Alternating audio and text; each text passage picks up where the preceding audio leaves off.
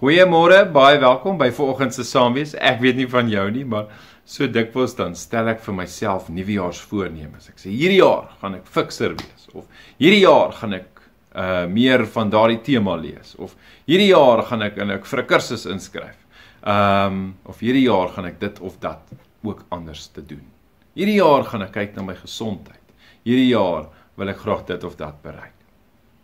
Nou weet ek nie van julle nie, maar baie vinnig, dan kom ons agter dat ons nie by daardie voornemens uitkom nie. Ons gee baie vinnig op.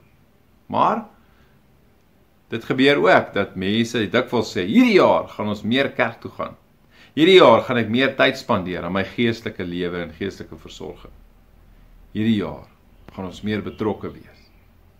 Maar vandag wil ek graag saam met jou blaai na Psalm 119, na vers 2 toe.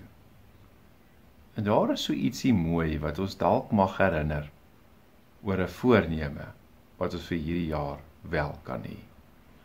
Geseënd is hulle wat sy waarskuwings gehoorsaam en hom met volle oorgawe dien. Mag my voorneme wees hierdie jaar om die Here met oorgawe te dien. Kom ons bid saam. Here ons Here, ek het 'n klomp mikpunte en doelstellings vir myself dalk gestel. Here, en ek gaan waarskynlik by baie van hulle nie uitkom nie. Here, maar die een waarby ek hierdie jaar wel wil uitkom, is om U met oorgawe te kom dien. Ja, Here, ek wil U hierdie jaar met oorgawe kom dien. Mag U dit raak sien en mag U agslaan op die opregtheid van my hart. Amen.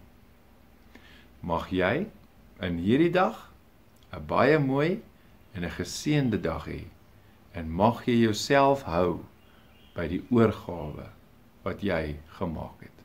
Of dan ook mag jy jouself hou by die voorneme wat jy vandag gemaak het. Mooi bly.